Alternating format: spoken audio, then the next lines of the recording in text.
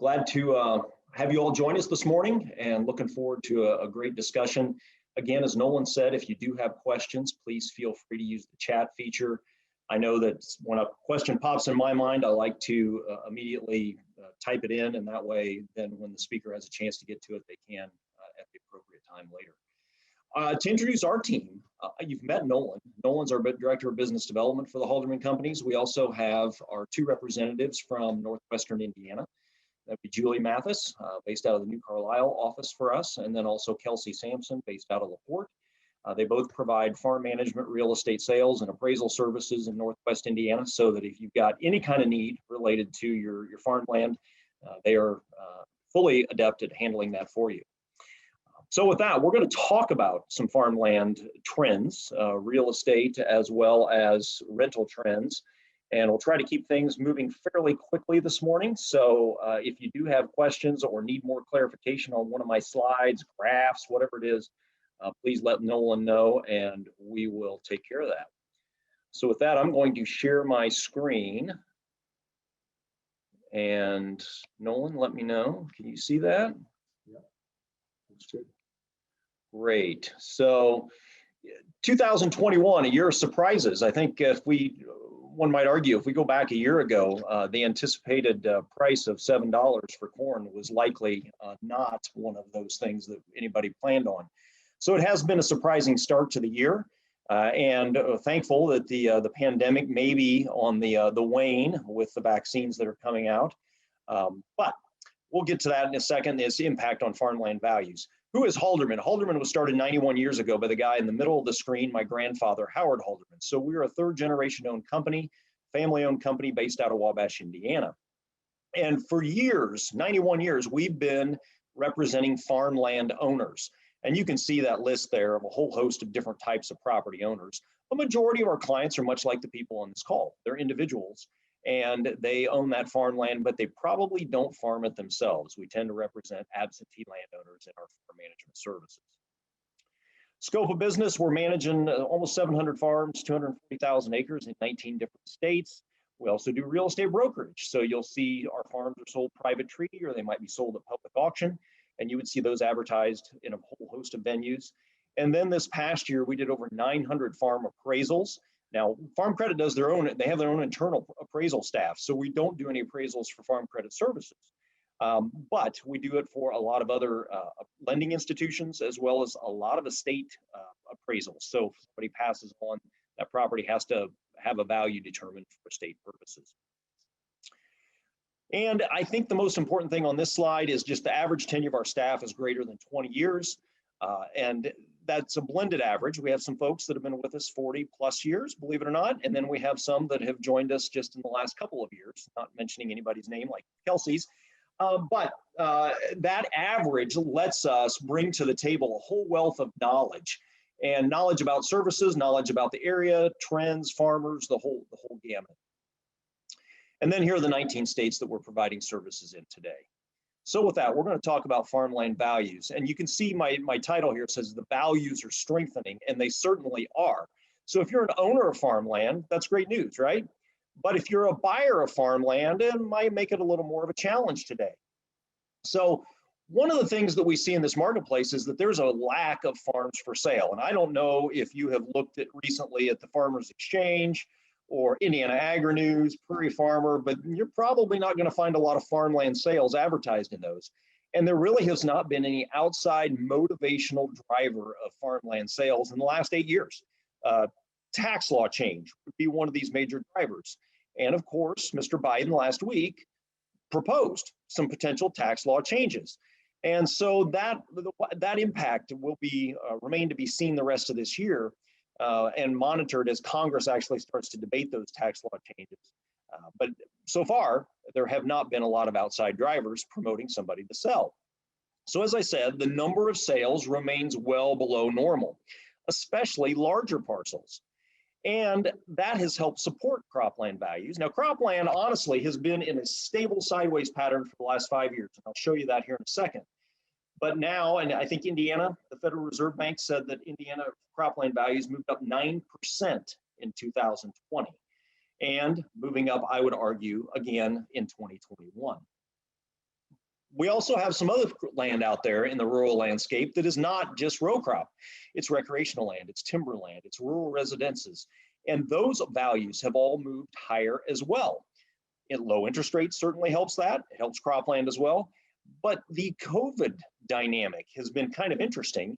It's helped the residential market in all communities, but there's been a little bit more movement, a little more desire for folks to have properties out in the country. Why? Because you can get away. And when you have a pandemic going on, sometimes that's not all bad. So those values are moving higher as well. Here's what I just cited from the Federal Reserve Bank of Chicago. This is the December report. The April one will be forthcoming here shortly. I don't have those results yet, but you can see Indiana is the dark blue, up 9% year over year, 12 of 19 to 12 of 20. So good strength in the marketplace. The whole 7th district was up 6%. And much like the stock market, farmland performed very well last year. Here's the Purdue survey. Now this is a June survey. So when you notice the tail end at the far right of this slide, you can see the farmland values have creeped up a little bit. And that's almost surprising, right? Because June of last year, when we filled out this survey, we were just starting to open back up from the first wave of the pandemic. But that just shows you, in my mind, the real resiliency of farmland. Farmland did not go down in April of last year like the stock market. Farmland basically stayed consistent based upon the sales that we had in April of last year, and actually moved up a little bit year over year based on this survey. So let's talk about how we analyze our sales. And the one way we do it is to take the sale price, so let's say $8,000 an acre, and divide it by the weighted average productivity index of the soils on that farm. That's called WAPI for abbreviations. So if you bear with me, you take that 8,000, you divide it by, in let's say 100 bushel per acre WAPI, productivity index, you get $80 per corn bushel of value. Now, that's just simple math from my mind. In reality, we don't trade at $80 per bushel. We trade at a much lower level. And I start back here in 2013, because that was the previous high in the farmland market. And the farmland market back in 2013 was trading above $60. And these are actual Halderman sales. So this isn't a survey of opinions. These are actual sales results. And you can see they're all over the board, up and down.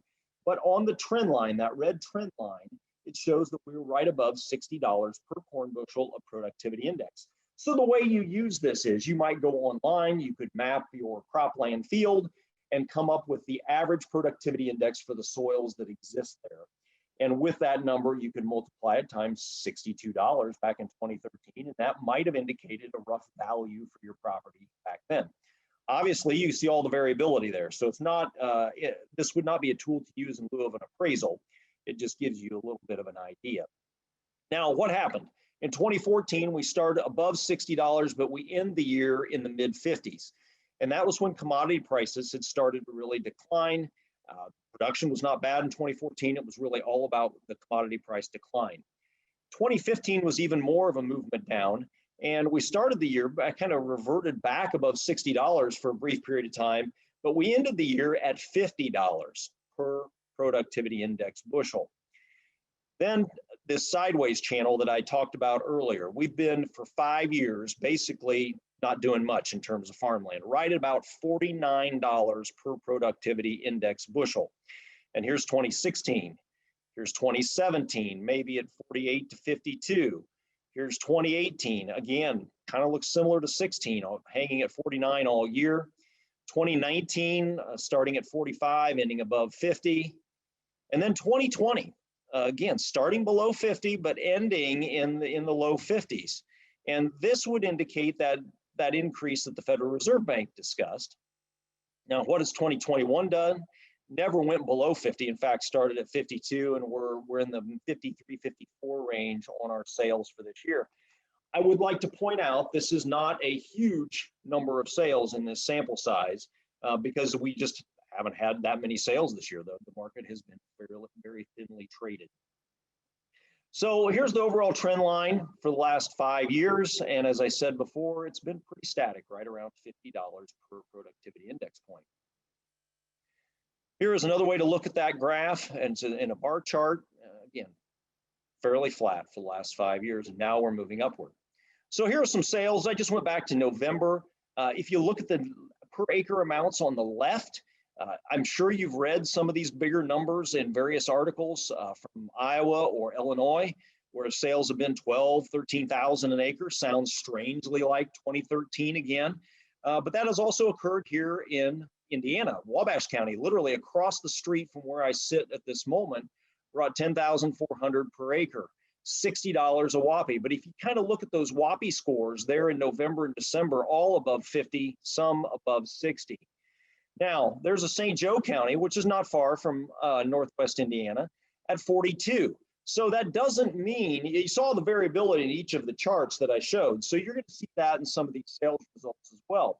Now we move into March, and you can see 12,000 down in Fayette County, Indiana, $92 per whoppy point.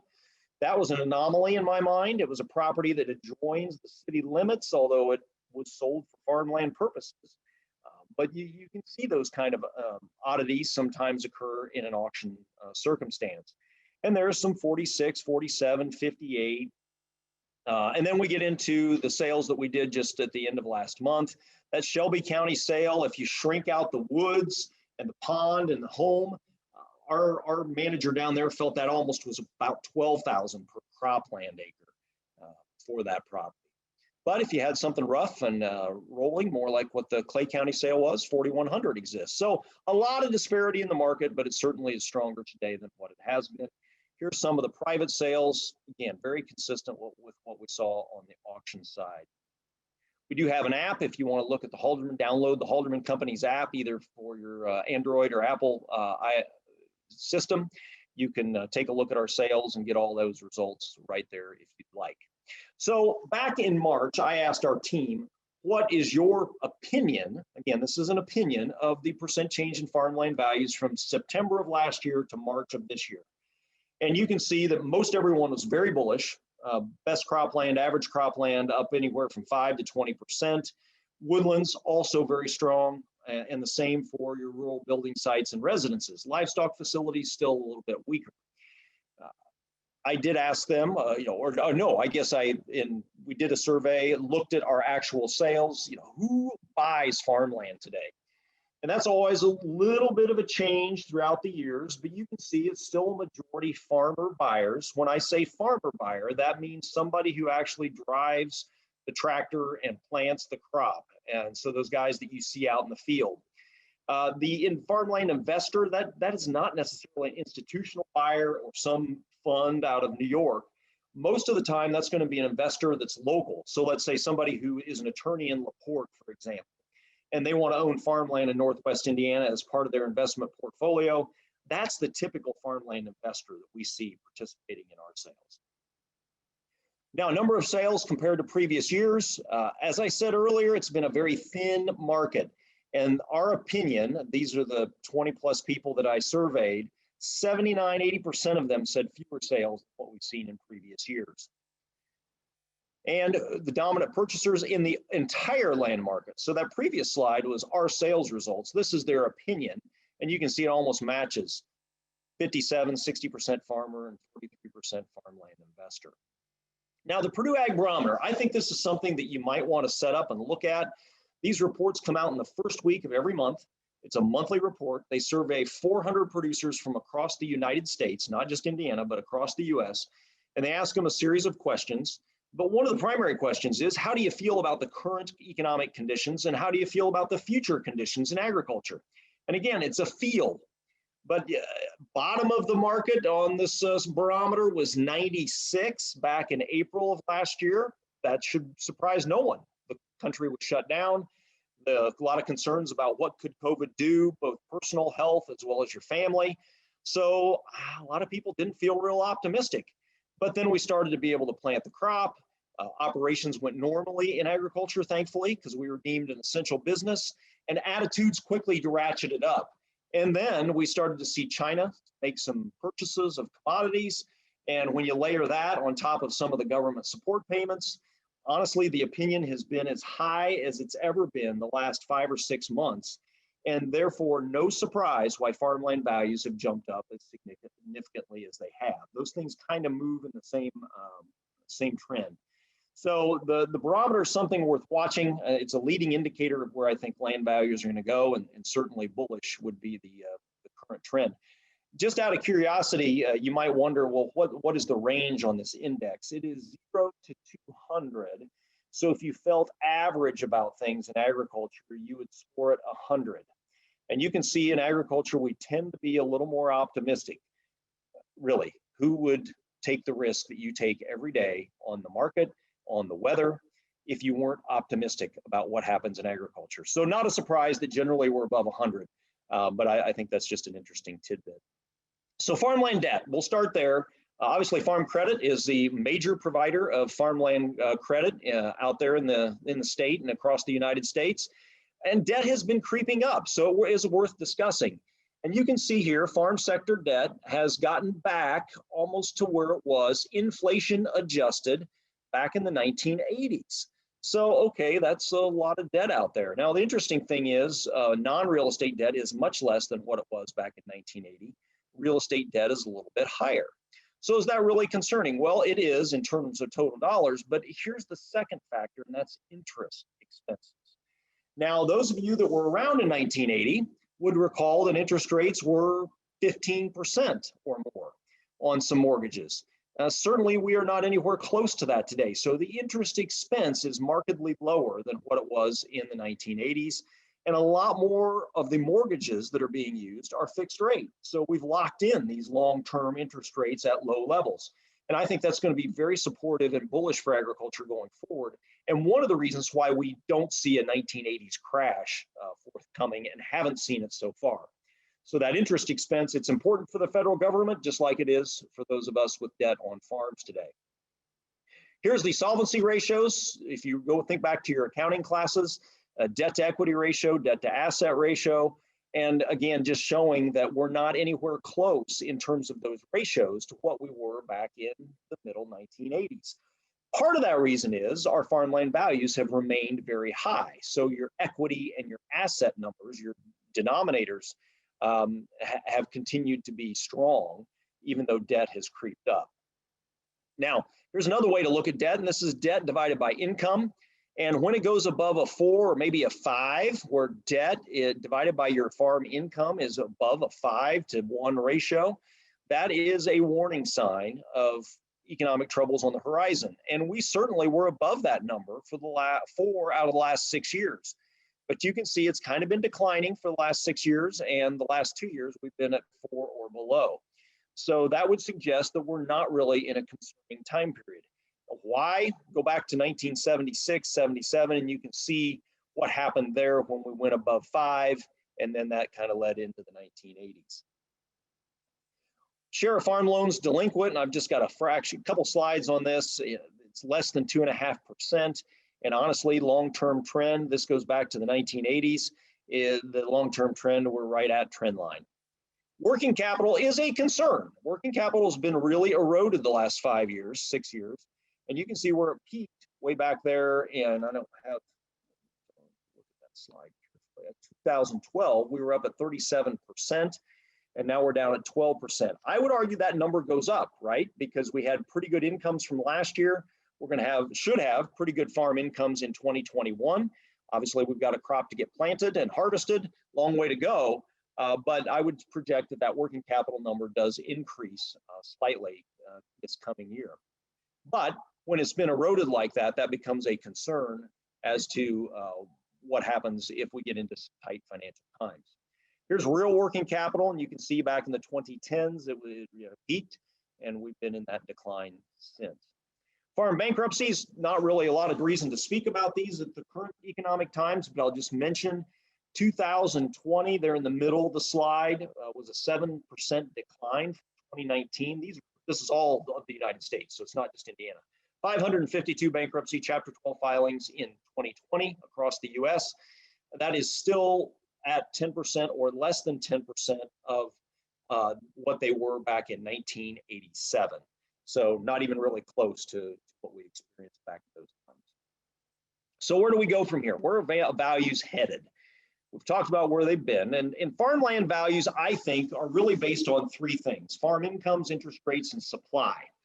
And today, all three of those factors are bullish for farmland values. First of all, if you go back on talk about incomes, that's where we'll start. You had that golden area where a lot of cash was generated, 7 through 2013. Then incomes dropped. We had that cash drain and working capital got eroded. But the last couple of years, government support combined with higher commodity prices has actually increased the cash that's available out there and farm incomes. Now, throughout that entire time period, interest rates have been historically low.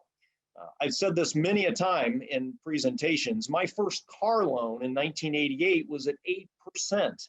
Well, we've seen a lot of car loans at 0% or certainly less than 2%. So they are still historically low, and they have been that way throughout this whole time period. And then that last factor, supply. And the farms for sale remains below the historical 2%. And I would argue today it's about as low as it's been here in 2021. The first 5 months of the year, farms for sale have been below normal and well below normal. Farm incomes, we start there. Obviously, $900 to $1,000 an acre gross, assuming we have a normal crop this year. Very, very possible, right? $5 corn, 200 bushel corn, that's $1,000 an acre gross. That should be above cost of production. You can see our estimates on cost of production. I'm not saying that these are your numbers, but these are what our farm managers estimated for corn and soybeans, including rent. And no surprise then that the rents across the Corn Belt, there's more demand for them. You can make money, so why, as a farmer, wouldn't you want to expand your operation if you could? So demand is up. Farm incomes are up. You can see where they were projected to be for fiscal year 20, and then a little bit of a projected drop in 21, and that is all about government support payments. The federal government is not anticipating making much in the way of support payments this year, outside of maybe what they do on the normal program. And so as a result, that decline in farm income is all based off of that. This was done a couple months ago. So in fact, this number probably could go higher if we continue to see the commodity prices that we are experiencing in current times. So let's talk about impact of USDA payments. I kind of hinted at that the last couple of slides. So you can see here, 2020, fiscal year 2020, real inflation adjusted government payments were higher than they've ever been. So it's been a significant part of the income picture. Here it is in a split look. The blue part of each of these bars is the net farm income. So what you sold your corn for.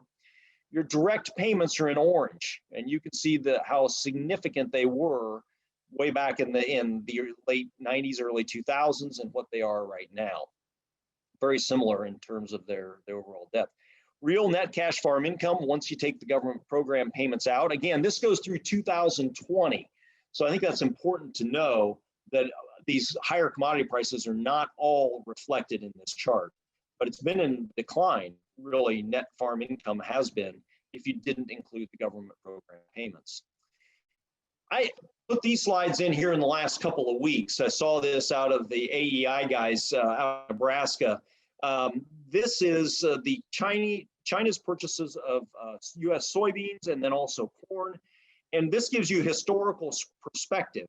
And you can see what the trade war did to us and then what has resulted from the phase one of the Chinese trade agreement, plus their swine herd increasing. Their soybean purchases, and even more significant is U.S. corn. And so that is huge, and one of the key reasons why our corn prices and soybean prices are what they are today. Timber, we do have timber on farms that we manage. We have timber on farms that you own, and timber has also experienced an increase, if you look at this chart, in value, which is no surprise with the number of homes being built and all the renovations occurring. Timber should be moving up. And then here's the farmland cap rate, which tends to hang around 3%. So if you compare this to your other investment opportunities out there, and you said, well, I want to buy a CD or I want to buy farmland, CD rates are going to be less than 1%, whereas your farmland can return you a 3% cash.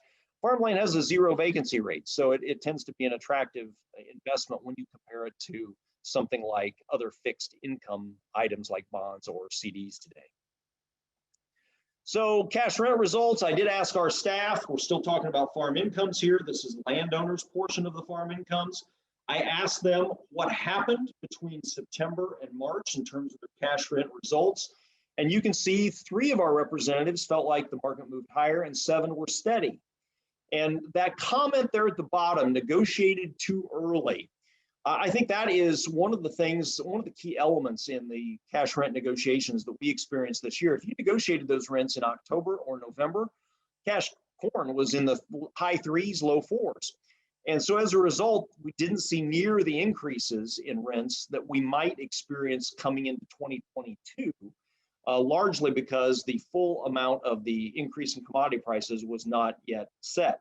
Now, we have a lot of cash flex leases, and a cash flex lease will pick up that additional potential income because that's a function of yield times price. And with the average prices being higher in 2021, we probably will pick up some bonus payments there. Would you lower any cash rents? One of our representatives said they would. I don't know that circumstance.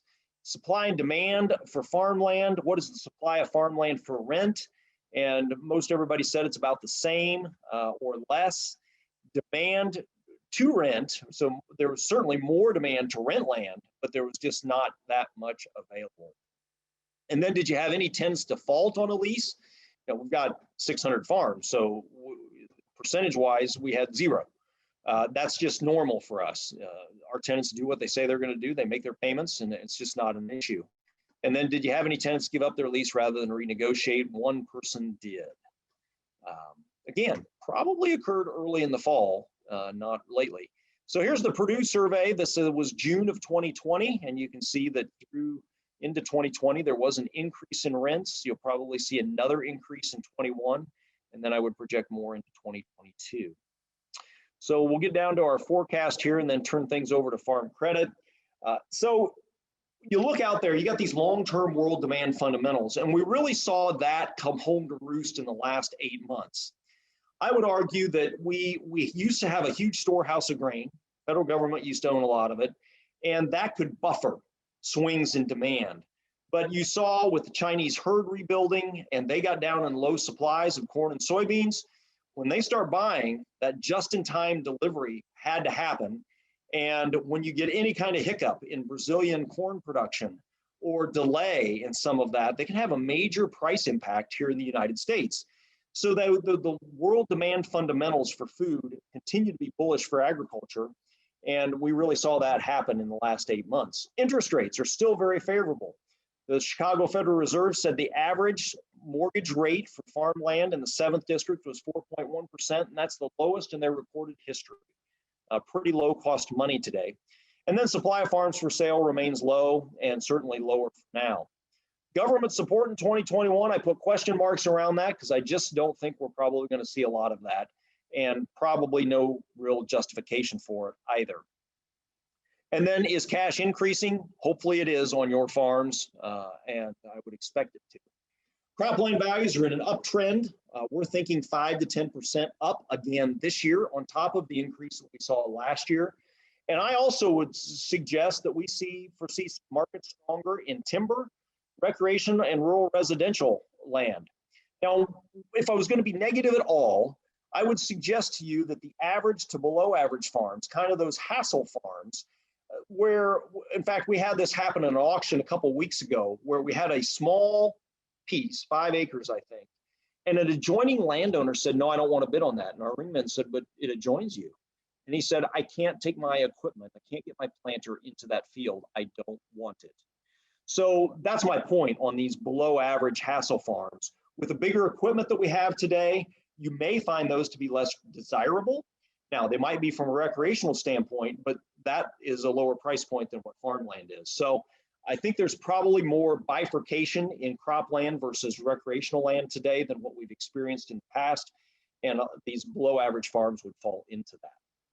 So where do we go from here? This is the slide I'm emphasizing. I think we're looking 5 to 10% up in farmland values. I'm expecting an increase in rents for 2022. Why? Because we have profitable prices, significantly profitable prices today. You've got a low amount of debt versus assets in agriculture. You have low interest rates, and you have a low supply of farms for sale. all very bullish factors. Biofuels, demand is low currently, although it has picked up with the spring driving season and the pandemic starting to loosen up. And I think if you look at the biodiesel side of that equation, a lot of new plants being talked about on that side versus ethanol. You got world population growth, that's the demand from China. Trade deals have certainly helped. And then you got this potential for inflation. That's a question mark a lot of people have. And if you're an institutional investor and you want to avoid inflation, farmland is a good place to be because farmland responds positively to inflation. And then you got water resources and competition. There's a major drought in California, and there are farm operations moving out of the Central Valley of California to Florida because of the better water situation. Now, the bearish side of the argument would be these points. And again, these are minimal in my mind today. The COVID effects on demand and prices, not much of an impact today. World weather impacts and trade certainly could impact prices, but they're positive right now. Argentina dry, Brazil being dry right now, and their safrinha corn crop. So I would say that those are positive impacts today. Global and U.S. production right now is enough, but certainly it hasn't been as too much. It's not much of a surplus at this point in time to lower those commodity prices. But we all know in agriculture, high prices will cure high prices, and it will stimulate production around the globe eventually. Worldwide economy tanks. Nobody's really projecting that at this point with the coming out of the pandemic. Trade agreements are not. Now, certainly that bears watching from the Biden administration. But things seem to be steady as they go right now. The biofuels RFS mandate, watch where they take that. Certainly climate is a big issue with the Biden administration. And how do biofuels factor into that? It's worth watching. And then finally, interest rates, keep watching where those move. Those would be bearish factors. I don't think any of those are a major concern as we sit here in May of 2021. Other asset returns, if the stock market, it's hard when it set a record yesterday. It's hard to say that it's going to continue to move upward at 10, 20%, but there are some of those people projecting that. That competes for dollars, competing for farmland. But really, farmland fixed into the fixed income side, and right now it outperforms CDs and the T-bills and those sorts of things pretty well. Working capital concerns, I would say those are largely over for now. So as I conclude, I would say the bullish fundamentals of higher prices, the demand for rented land, low interest rates, and higher are going to equate to higher land values and higher rents as we go forward. So again, if you're a buyer of farmland or you're trying to rent additional land, that's not necessarily good news. But if you own farmland, certainly it's a much more positive news than what we've had the last couple of years. So with that, Nolan, what questions did we have come in? No questions. No questions so far. Again, just to remind you, if you do have questions, don't hesitate to shoot them into us. I will, at this point, stop sharing my screen, and I'm going to turn it over to Noah at Farm Credit and let him take it from here. Let me get off mute here. Can everyone see my screen?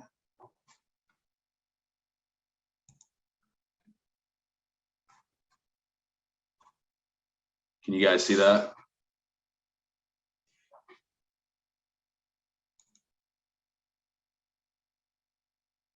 Yep, looks good. All right. Well, good deal. Thanks again, Howard. We really appreciate that update. And obviously, it's very detrimental for us to kind of get those updates every once in a while with as much interaction as we get. And I would like to just take this probably opportunity again for anyone late to the call to introduce the team here that's on this call this morning. Myself, Noah Ayler, I'm the financial officer here at the branch in Valpo, along with Crystal Kellner and Jeff Smoker, the crop insurance adjuster there, and Diane Osborne, the closing specialist there. So a little bit of background about Farm Credit is we are a financial service cooperative. That's primary service is basically to fulfill the credit needs of farmers and rural residents in our 4 states in Farm Credit Mid-America, and that's Indiana, Ohio, Kentucky, and Tennessee. So we're backed.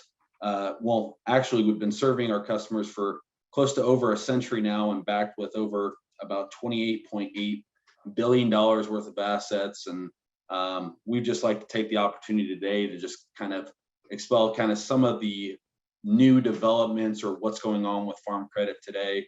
And we're going to talk about, the expedited loan process, our Ag Direct, our equipment financing sector, and then also the patronage program that we've been able to develop here in the recent history. So kicking off, like I said, I'll be covering the Ag Direct portion of our presentation here. Ag Direct is our equipment financing sector. They are based out of Omaha, Nebraska, serving all farm credit associations throughout all 50 states. Primary focus is basically dealer driven. I'd say that's the lion's share of transactions that Ag Direct does deal with. This is typically the process that here at the office, for customers that are aware, I obviously get notifications whenever dealers transactions are approved and pushed through, and typically that's when you'll receive a call from maybe someone at the branch, just kind of wanting to know how that I guess process went for you.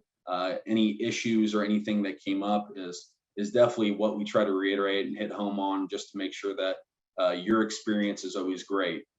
You can also contact me or anyone with Ag Direct on auction pre-approvals, getting stuff signed up or ready to go if you have tentative plans on moving on any real estate or titled equipment in the foreseeable future for auctions. Private party approvals are available as well with Ag Direct. We do like to predicate that they have to be over $25,000 on those transactions for us to be able to support those requests. So just a little bit of information on that. And for all that, that can be used for used equipment or brand new equipment, and obviously titled equipment, which would be, your semis or anything that obviously has a title associated with that. Moving on down to the next one, Ag Direct does provide leasing. Leasing is available for new and used equipment. It's not available for anything under $10,000, and there are variable rates, I guess, associated with it if you'd like, but typically those are fixed rate products that they offer.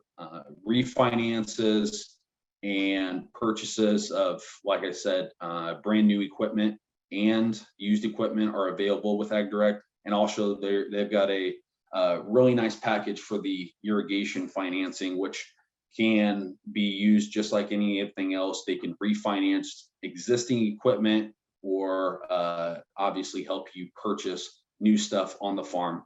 Leasing is available as long as it is over that $10,000 mark, and actually technology products are included but limited to 3-year terms on that. So that would be anything remote that would be used for it, and there's a 25% down payment on those products.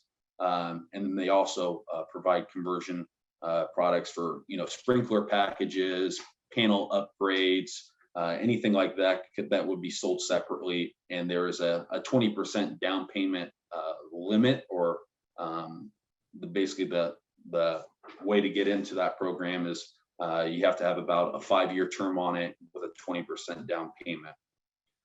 If you want to slide to the next. For those that can't see on the screen, we've got some of the current Ag Direct rates, 2 to 5 years on terms with over $75,000 financed, puts you at 2 3/4. Anything below 75,000 that goes from that 75,000 to 25,000, you're looking at 3.75. 10,000 to 25, you're at that 4.75 mark, and then 5 to 9,000 or 10,000, you're at 6.75. You can go out to a longer term, 6 to 7 years. That's 3 1/4, 4 1/4 for 25 to 75 grand financed, and then $10,000 to $25,000 puts you at that 5 1/4 mark. There are also variable rates, which are subject to basically change. Very similar to like your operating lines. Those can be quarterly or monthly, depending on what's going on with the feds. And that top rate sheet is what the equipment rates are. The second one below is where our irrigation rates sit as of May 1st. So that's obviously that 2 to 5 years at 2.75 on anything over 75,000, and so on and so forth. And obviously, if you ever need an update, all this information is available at AgDirect's website, or if you want to call into the branch and speak with me or any of the farm credit people, we'll be able to kind of give you an idea of what that current rate is and what you're looking at. So, and like I said, there's fixed and variable rates for whatever works best for your particular situation. The third slide is just some additional information about common requests that we get regarding availability on transactions for different types of equipment. Just kind of a list of some of the stuff that we've been made aware of that AgDirect will not be able to finance. Grain bins, dryers, buildings, hoop pole barns, airplanes, any ATVs, SUVs, gators, anything like that. They've kind of put a limitation on that. They also have been able to kind of give us some additional information about rate locks. I guess that's subject to kind of those rates that we were discussing in the prior slide. Is they do have that availability from 0 to 45 days on rate locks. If you need to go over 45 days on a rate lock, you can obviously contact AgDirect and they'll be able to give you some idea on what we could do to obviously satisfy your needs. Some additional information regarding that is there is no prepayment penalties on anything with AgDirect. So the products can be paid off basically at your disposal of funds. Some additional stuff on top of that is commonly we get asked, people purchase equipment or titled equipment using their operating lines. AgDirect is capable of, I guess, terming that principal out if need be. We would just need kind of a little bit of an idea of make, model, and the amount that was used for that transaction so that we can obviously reimburse that to the operating line and term that interest out or term that principal out, which will in the long end make it a lot more feasible for you on your operation. Anything over 250,000 really can just be done with an application process. Typically those are taken care of at the dealership. I also am able to help out on that process and get an application put together on my end if you feel more comfortable going through the branch. No worries there. We work simultaneously really well with the AgDirect folks on getting those transactions approved, and ultimately, if you're not dealing with the dealership, anyone at our office is subject to help you with any need that you need, not only with AgDirect, but obviously leasing, operating lines, equipment financing, and then obviously Jeff can help with anything on the crop insurance side of things. So we'd be more than happy to at least sit down and have a conversation or keep you guys updated along the way. But I guess I'll turn this over to Diane, and she's going to give us a little bit of an update on our patronage program. All right. Thank you, Noah. I'm excited to talk about a huge benefit of being a customer of Farm Credit Cooperative, and it's our patronage program. During the month of March this year, we returned $62 million to our eligible customers throughout Indiana.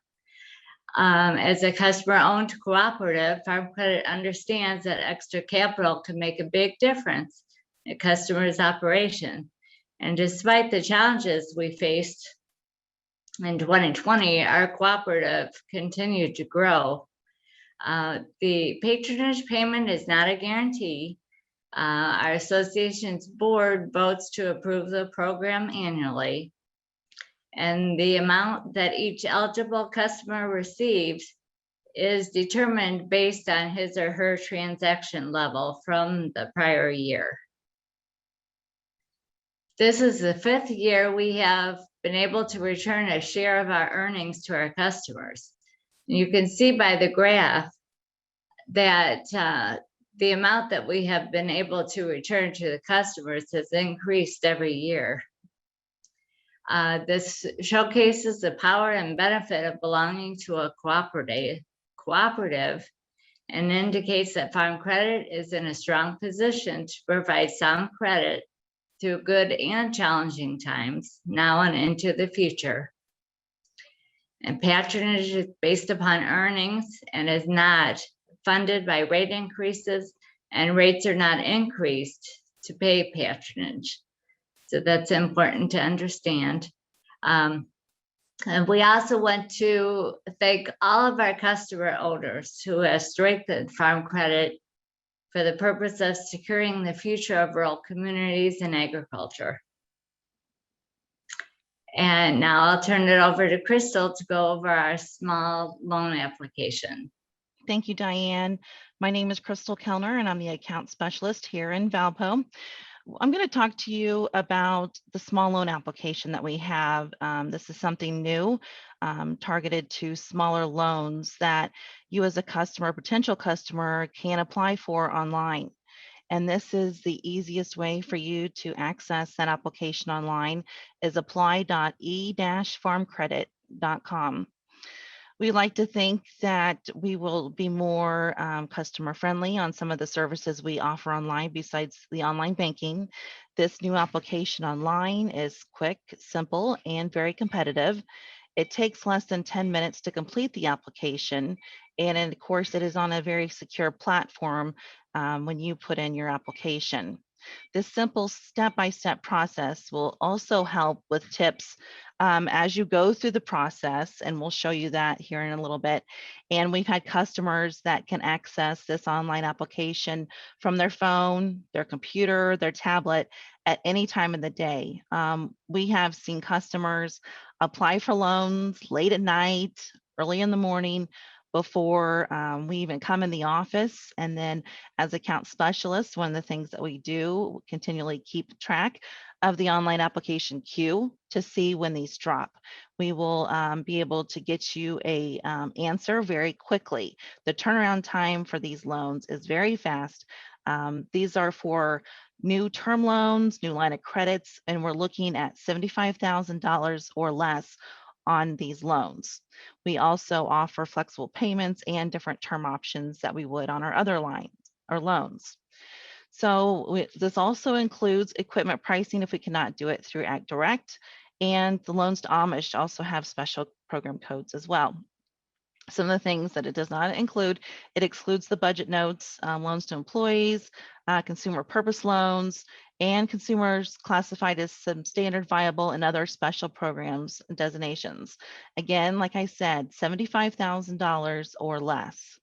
We can also include what you are financing as collateral, or we can do it as unsecured. On these loans, we do not secure with any real estate. The application is very easy. We can do it online. You can come in the office. We can do it together in the office, or you can call and we can help you over the phone. So again, we said that this is an easy process for you. We have very many competitive options for you to look at. We're going to give you back a very quick decision with a very quick turnaround. It's quick, simple, and we also have offering now electronic closing. So that is great for you as well. So I'm going to drag over this website that we are using. This is for demonstration purposes only, but the one that you would go to would be apply.e-farmcredit.com. So this is what you're going to look at where you're going to scroll down. There's two different ways you can look into borrowing a short-term loan, or if you're looking at a line of credit, and then you would put in your zip code and you would click apply. And then you would put down that you want to borrow $60,000 on a purchase. And just say we're doing farm improvements. We want to go out 6 years and do annual payments. So each step is very simple. We can explain it here, or there's questions underneath what we're looking for. Okay, so we're going to do existing inventory of that, say of that property or that building we're going to put in, and say it's just me that is applying. So we put in Joe Farmer. Okay. And we're going to do a younger farmer. Okay. And it's just him. So he is unmarried. I think I did all those right. And I'll go through here really quick and show you. 633 2. And also, we also show you, like, if you need help, you can also call the office. Okay. You say you're a new customer, so you're going to click no. Are you employee? No. And are you a US citizen? And then you click yes. And since you put in 4633 as your zip code, it's going to give you the closest office that you can call and get those questions answered. What year did you begin farming? We'll do 2020. Okay. Primary income is from grain, and you have other options here from livestock, dairy, cattle, and then you can put in your email address and we can reach you that way. So when you're doing all this and then go through the options, we're going to get that notification. And then also the next step will be putting in your income and your farm income. So those steps are very important as well. So we wanted to show you something that was very simple to do any time of the day, wherever you are. You may be sitting in a dealership saying, well, can I afford this? Or I'm looking at a new building. As long as it's $75,000 or less, we can help you with that. If your loans are larger than that, then you can call us in the office and then we can do a different type of loan for you. So those are some of the things that we wanted to talk to you today from our team here at Valpo. And Nolan and Howard, we would like to send it back to you now.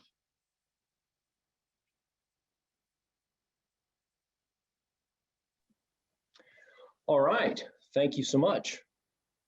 Appreciate Noah and Diane and Jeff and Crystal for all your contributions today. And thank you everyone for joining us today. From the Halderman standpoint, if you have questions about farmland in Northwest Indiana, feel free to reach out to Kelsey or Julie. You can easily find them on our website, halderman.com. You can reach out to Nolan or me here in the main office as well. And we can help you in any way with your farmland decisions. And obviously, Farm Credit provides a whole host of various products and things that to assist in the farming operation as well, from the mortgages to crop insurance, etc. So we hope you have a great, productive season this year, and wish you the best the rest of the day. Thank you, everyone. Bye now.